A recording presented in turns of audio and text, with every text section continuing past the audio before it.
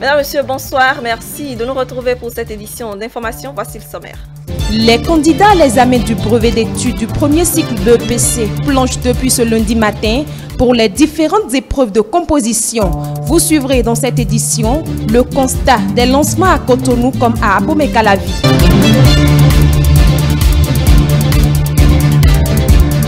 En parlant toujours du brevet d'études du premier cycle BEPC, quelques candidats se sont confiés à notre micro, assurent dans cette édition leurs impressions.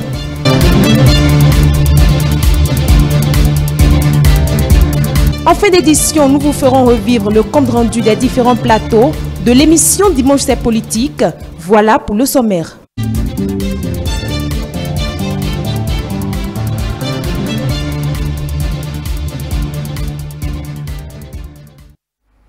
Nous démarrons cette édition avec cette information sportive prévue pour se tenir ce lundi à partir de 17h heure du Bénin. La rencontre devant opposer le Bénin donc à l'équipe de la Sierra Leone n'a pu donc démarrer. Elle devrait donc se tenir en Guinée-Conakry. La raison, 6 joueurs de l'équipe Sierra Leonaise ont été déclarés positifs au test de la Covid au dernier moment. En attendant la décision finale de la CAF, tous les regards sont tournés vers Conakry pour situer les deux équipes. À Abomey-Calavi, c'est le collège d'enseignement général 1 qui a été retenu pour le lancement de l'examen du BEPC. Et c'est le maire de la commune, Angelo Arwantinou, qui en a donné le top ce matin. La composition se déroule dans le respect des gestes barrières contre la Covid-19. Diane Christelle Oniodje, Semiati Soufou. Le top de la composition du brevet d'études du premier cycle session de juin 2021 pour le compte du département de l'Atlantique a été donné au centre d'examen du collège d'enseignement général 1 d'Abomey-Calavi. Ils sont ici. 1205 candidats répartis dans 40 salles de composition. Le lancement a été procédé par le maire de la dite commune. L'autorité communale a noté avec satisfaction que les instructions de la hiérarchie relatives au respect des gestes et autres mesures barrières contre la Covid-19 ont été scrupuleusement respectées. Le constat est que tout s'est bien déroulé. Les candidats sont venus à l'heure, les surveillants de salle, les copies ont été distribuées aux apprenants. Le lancement officiel de la première épreuve a été fait. Et nous constatons également que les mesures barrières sont respectées au niveau des candidats, qu'au niveau des surveillants de salle. Nous avons trouvé une équipe pédagogique au point, rompue à la tâche. Les acteurs ont appelé les candidats à la concentration car l'examen du BEPC n'est pas un concours. Ces apprenants ont été également invités à faire honneur à l'arrondissement d'Abomey-Calavi Centre pour être comptés parmi les premiers de l'examen au plan national à la proclamation des résultats. Nous avons saisi l'occasion pour encourager nos enfants à travailler puisque cet examen n'est pas un concours. C'est pour l'élève moyen. Je dirais aux candidats d'être sereins. L'examen, c'est comme un devoir de classe. Ce qui change, c'est juste l'environnement. Je leur souhaite bonne chance et leur dire qu'il n'y a pas de panique. Les épreuves qui leur seront soumises sont des épreuves déjà traitées en salle. Donc c'est comme si c'était un examen de classe, de ne pas vraiment paniquer, de rester concentré sur les épreuves et tout se passera bien. Je souhaite également que le premier au BEPC sorte de mon arrondissement puisque j'ai eu l'honneur de recevoir le maire, la première autorité de la commune. Le maire Angelo Arwantinou a remercié le chef de l'État, Patrice Talon, et tous ceux qui ont contribué à la tenue de cette composition ce lundi 14 juin 2021. Nous ne saurions terminer sans dire merci au chef de l'État. Lui qui, de main de maître, a su organiser cette année scolaire. Il n'a pas eu de grève. Tout s'est bien passé, à telle enseigne que les examens sont en train d'être tenus en bonne date. Merci également aux différents acteurs du système éducatif de notre pays, sans oublier les parents aussi qui ont joué leur rôle. Alors, nous souhaitons succès à nos enfants. Franck Doro, chef d'arrondissement d'Abomey-Calavi Centre, fier de recevoir la forte délégation du conseil communal d'Abomey-Calavi sur son territoire, a remercié les autorités pour le choix porté sur son arrondissement à l'occasion de l'examen du BEPC. Il faut dire qu'à Cotonou, c'est le préfet du département du littoral, Alain Oronla, accompagné d'une délégation de la mairie et des acteurs du sous-secteur de l'enseignement qui ont lancé les épreuves à 8 h ce lundi. Et c'était au collège d'enseignement général de Dantokpa. Le point avec Elie Adjiran. Au collège d'enseignement général de Dantokpa ce lundi matin, 7h30, la sirène sonne et donne l'alerte du démarrage effectif des épreuves écrites du brevet d'études du premier cycle BEPC, session de juin 2021. Les autorités préfectorales et municipales, accompagnées d'une délégation de la direction départementale des enseignements secondaires, techniques et de la formation professionnelle, sont descendues pour toucher du doigt le dispositif mis en place pour la bonne organisation et donner le top. Ils sont au total 14 993 candidats répartis dans 17 centres de composition. Ça s'est bien passé, le lancement. Tous les candidats sont là, ils sont prêts, les surveillants sont là également et on attend patiemment les résultats. Les enfants sont dans les salles respectives et ils sont en train de composer déjà. Toutes les dispositions sont prises pour que ça se passe très bien dans le littoral. Le représentant du maire de la ville de Cotonou, Randy Sawandino, se dit satisfait du constat fait et reste aussi persuadé au regard des efforts fournis par la municipalité à travers l'organisation des travaux dirigés à l'endroit des candidats. Nous sommes venus savoir si les enfants sont bien installés, si les mesures barrières sont respectées. Et secondo maintenant, puisque les nouvelles dispositions de la mairie de Cotonou, c'est les travaux dirigés qu'ils ont connus. Puis après, le jour-là, il faudrait quand même les doper et leur demander de travailler, de ne pas avoir peur et de savoir quand même que c'est l'évaluation, ce qu'ils ont fait durant 9 mois, c'est ça qu'ils doivent produire aujourd'hui. Donc, il n'y a pas de problème, tout se passe très bien. Même sentiment pour le préfet Alain Oronla, qui d'ailleurs se dit rassuré, puisque selon lui, le chef de l'État est résolument décidé à révéler le Bénin et son système éducatif. J'ai vu des enfants décontractés. C'est bien la preuve qu'ils ont été bien préparés. Nous avons eu une année paisible, sans perturbation. Et apparemment, les enfants ont été soutenus. Monsieur le maire en a porté témoignage, de sorte que nous sommes optimistes sur les bons résultats qui seront issus de ces épreuves. Je constate également avec bonheur que sur les 14 900 et quelques élèves, 15 000 signalés par le directeur départemental, il y a autant de filles que de garçons. C'est la preuve que la politique du gouvernement du président Talon pour augmenter le taux de scolarisation des filles porte ses fruits. Nous avons exceptionnellement autant de filles que de garçons. C'est à encourager et j'espère que les résultats de ces examens porteront en triomphe autant de filles que de garçons pour le bien de notre pays que le gouvernement s'efforce à révéler dans tous les domaines. Après Dantokpa, la délégation est allée parcourir certains autres collèges de la ville de Cotonou pour le même exercice.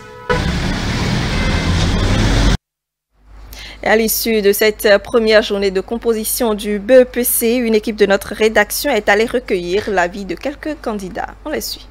Depuis le matin, les épreuves que nous avons présentées lors de cet examen sont favorables et je me suis bien arrivé à ma sortie dans toutes ces épreuves. Je remercie mes professeurs parce qu'ils nous ont appris le nécessaire pour réussir à cet examen. Parce que tout ce qu'on a vu lors des révisions, c'est ça qui sont sortis aujourd'hui et j'ai été vraiment content. Je remercie aussi mes parents de m'avoir assisté tout au long de l'école et aussi au jour de l'examen. Les épreuves ont été abordables, il n'y a rien de compliqué dans les épreuves. Tout ce qu'ils nous ont demandé ont été très abordables et chacun de nous a donné ce qu'il peut donner. C'était pas mal, c'était pas mal.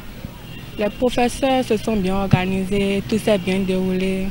Les parents aussi m'ont accompagné à venir assister à la première journée. C'était pas mal. On finit cette édition avec le compte-rendu de nos différents plateaux de votre émission Dimanche C'est Politique de ce 13 juin 2021.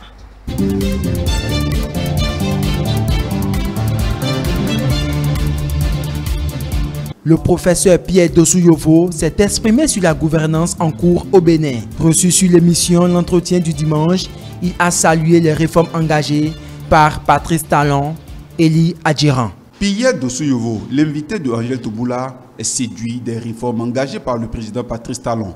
Sa langue de bois. Il a salué la méthode de gouvernance du chef de l'État. Selon lui, le président de la République est un homme de rigueur. C'est dire que le chef de l'État est en phase avec mes idées. Depuis toujours, je n'ai jamais aimé l'impunité. Et j'ai été éduqué dans une rigueur depuis mon enfance, le primaire, le secondaire, et jusqu'au supérieur, dans un pays très, très fort qu'on appelait Union soviétique. Loin de mon pays. C'est en Russie, je crois. En Russie. Loin de mes parents. Et c'était pratiquement comme dans un camp militaire. Il fallait respecter les lois de l'Union soviétique. Les cadres béninois doivent accompagner la vision en cours plutôt que de se verser dans de vaines polémiques. Quand on aime son pays, sa patrie, on ne peut pas se comporter comme ça. Là où ils sont, ceux qui sont à l'extérieur, ceux qui ont dit qu'ils sont chassés, moi je ne sais comment ils se sont retrouvés là-bas. Mais ils sont au frais. Mais là où ils sont, ils voient comment les gens se comportent. On ne se comporte pas n'importe comment là-bas. On vous applique la loi. Et comme on dit en fond, il y a ça Saint-Doué. Le culte de la personnalité, non. Le m'as-tu vu? Non. Donc, quand c'est quelqu'un comme ça, quand il a dit, il faut aller écrire au mur. Il faut croire. Les yeux fermés. La loi est dure, mais elle reste la loi, a-t-il ajouté. Pour finir, il a invité chaque Béninois à œuvrer pour la paix.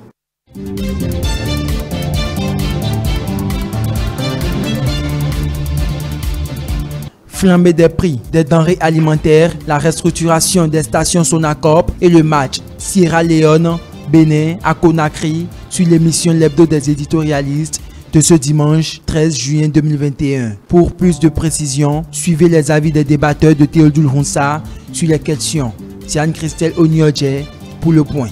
La flambée des prix des denrées alimentaires au Bénin est l'un des sujets qui alimente assez de polémiques, suscitant commentaires et débats. Au cours de l'hebdo des éditorialistes de ce dimanche 13 juin 2021, Cyriaque de Kenou est revenu sur la question. S'il n'y a pas de suivi, il est plus facile à n'importe qui de sortir et de pouvoir quand même, disons, fixer les prix comme celui-là l'entend. Cependant, au Bénin, le SMIC est à 40 000 francs CFA.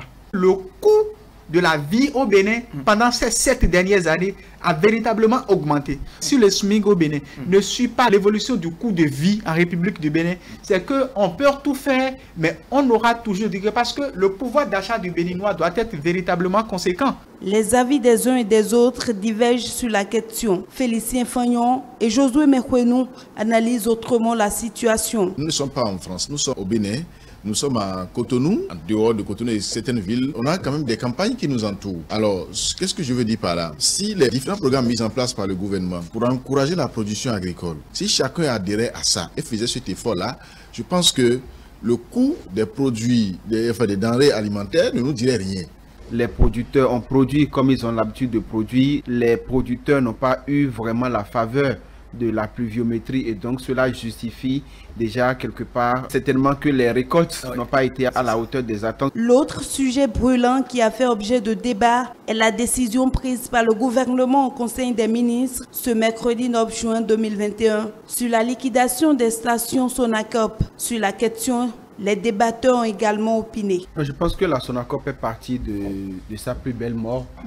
Ça a été une mort peut-être lente, mais ça a été une mort préparée par la société elle-même parce que lorsque vous êtes une société de cette nature-là, que vous êtes implanté dans un milieu ou dans un pays où les gens n'ont pas le réflexe ou les habitudes d'aller se ravitailler à la station, je pense que l'idéal pour la société aurait été de travailler dans le temps à cultiver, à faire en sorte que la population puisse avoir le réflexe d'aller vers les stations-service. Les problèmes de la Sonacop, on peut quand même, disons, parvenir à la conclusion selon laquelle la SONACOP a eu quand même ce sort-là à cause du laxisme et de la mauvaise gestion des cadres de l'administration. Le match entre la Sierra Leone et le Bénin reporté se disputera ce lundi 14 juin 2021. C'est la décision du tribunal arbitral du sport ce jeudi 10 juin. Les invités de Théodule Roussa sont revenus sur cette décision qui, selon eux, n'a pas été favorable car aucune revendication du Bénin n'a été prise en compte. On a longtemps attendu la décision de la CAF et du tribunal arbitral du sport.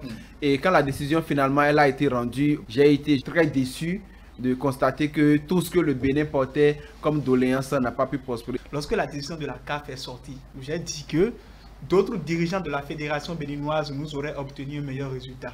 Et je suis sûr que tout comme nous, les autorités de la fédération ont pris bonne note également qu'il faut désormais faire partie des lobbies, qu'il faut désormais faire bouger les choses, qu'il faut menacer pourquoi pas pour que des décisions du genre, même si elles ne vont pas être en notre faveur, mais il fallait quand même qu'on sanctionne la Sierra Leone.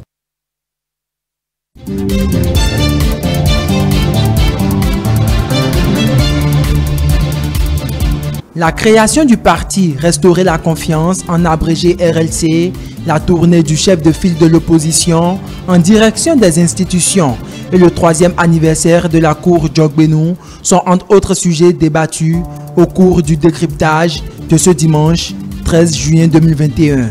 Le consultant politique Agapit Napoléon Maforican a donné sa lecture au sujet de ces différents faits qui ont marqué l'actualité de la semaine écoulée. Stélia Padonou.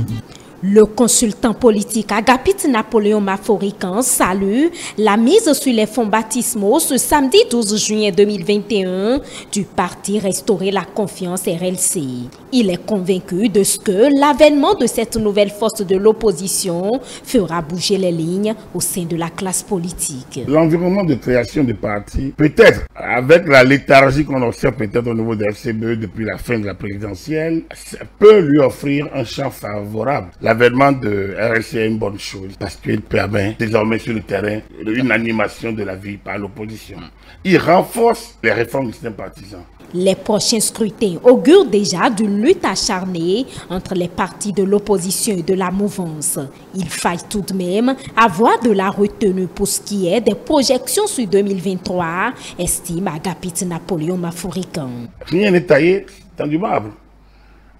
Le problème, il n'y a pas de la place pour beaucoup, mais il n'est pas dit que quelqu'un ne peut pas ravir la place à l'autre. C'est une affaire du terrain. Aujourd'hui, quand vous prenez un parti d'opposition, que ce soit RLC ou FCBE, ils auront désormais 2 batailles à mener. La première bataille contre la majorité en place, la seconde contre l'autre parti d'opposition. Il faut qu'on attende un peu. De manière formelle, RLC n'existe pas encore. La volonté a été annoncée. Ils vont rentrer dans une stratégie de procédure. J'espère qu'ils vont vite l'achever pour pouvoir être en mesure d'être de la bataille et surtout d'animer la vie politique. La tournée du chef de file de l'opposition en direction des institutions, notamment son plaidoyer pour une justice plus indépendante, était également au cœur des échanges. Le consultant politique recommande à Paul Ronquin de recourir au lobbying. Quelles que soient les réformes qu'on fera au niveau du juge, au niveau du magistrat, au niveau de toute personne qui décide en dernier ressort, quelles que soient les réformes qu'on fera, il y aura toujours problème d'indépendance. Parce qu'on prendra une décision, vous ne serez pas d'accord, et vous avez dit qu'on n'est pas indépendant. Les questions des opposants dehors, qu'on appelle exilés, cette question, il y a plusieurs manières de la résoudre. Ce n'est pas une affaire d'indépendance du juge. C'est une affaire de management, une nouvelle fois. C'est une affaire de management relationnel. Les avancées notables enregistrées ces 3 années à la Cour constitutionnelle ont été appréciées à sa juste valeur. Selon Agapit Napoléon Maforican, il est hors de question que l'on assiste à un affrontement entre l'exécutif et les institutions. Dans le cas d'espèce, la Cour n'a touché à rien de sa substance. Mais elle a touché à la procédure. Et ça, elle en est à droit. N'en déplaise aux conservateurs. La séparation des pouvoirs n'est pas la confrontation des pouvoirs. C'est la complémentarité des pouvoirs. À partir du moment où l'exécutif reste dans son rayon, dans sa sphère d'action, il n'y aura pas de problème avec la proportionnelle. Nous sommes beaucoup trop habitués à la crise, à une logique de crise, à l'ambiance de crise, à l'affrontement. et les gens sont déçus que cette ère n'ait plus réellement lieu. Le sujet relatif à la hausse des prix des denrées de première nécessité a été évoqué sur le plateau. Le consultant politique a souhaité le retour des contrôleurs de prix dans les marchés, comme ce fut le cas les années précédentes. Voilà, c'est ainsi que prend fin cette édition d'information. Merci de nous recevoir chez vous. Vous pouvez retrouver ce programme sur le site internet www.etelebene.com, la chaîne YouTube et la page Facebook avec ETélé-Bénin et l'application ETélé-Bénin disponible dans votre Play Store et que vous pouvez télécharger. Juste après moi, retrouvez Romuald Moui pour la suite du Grand Soir. Excellente soirée à vous en notre compagnie.